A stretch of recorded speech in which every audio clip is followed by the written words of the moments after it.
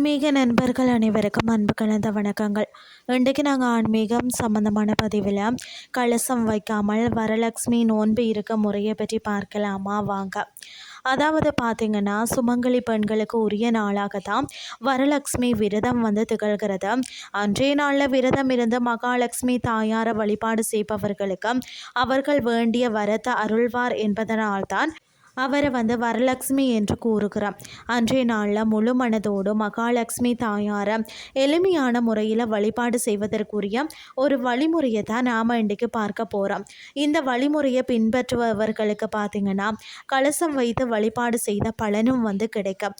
அதாவது பார்த்திங்கன்னா, வீட்டு பூஜை அறையில் சுத்தமாக ஒரு மனைப்பலகையை வச்சுட்டு அதில் மஞ்சள் தடவி அதில் பச்சரிசி மாவினால் கோலம் போட்டு கொள்ளுங்கள்.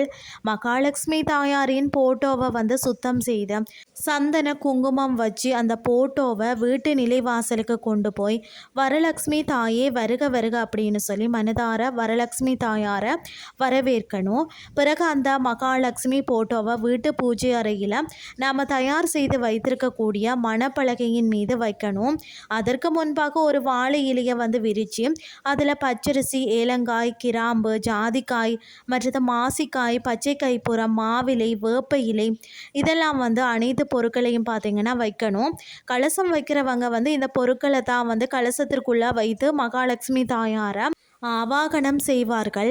அதனால் அந்த பொருட்களை நம் கலசத்தில் வைக்காமல் இப்படி வாழை இலையில் வச்சு வழிபாடு செய்ய போகிறோம்.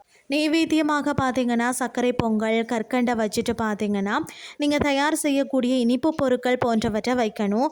நமக்கு தெரிந்த மகாலட்சுமி தாயாரின் 108 போற்றிகளை கூறி மல்லிகை பூவால் அர்ச்சனை செய்யணும். அதே போல் சுமங்கலி பெண்களுக்கு தர வேண்டிய மாங்கல்ய செட்டு 5 அல்லது 7 என்ற எண்ணிக்கையில் வைத்து இந்த வழிபாட்டை செய்துட்டு அந்த சுமங்கலி செட்டை எடுத்துக்கொண்டு அதாவது அருகில் இருக்கக்கூடிய அம்மன் ஆலயத்திற்கு சென்று அங்கே வரக்கூடிய சுமங்கலி பெண்களிடம் கொடுத்து அவர்களின் ஆசீர்வாதத்தை நீங்கள் பெற வேண்டும்.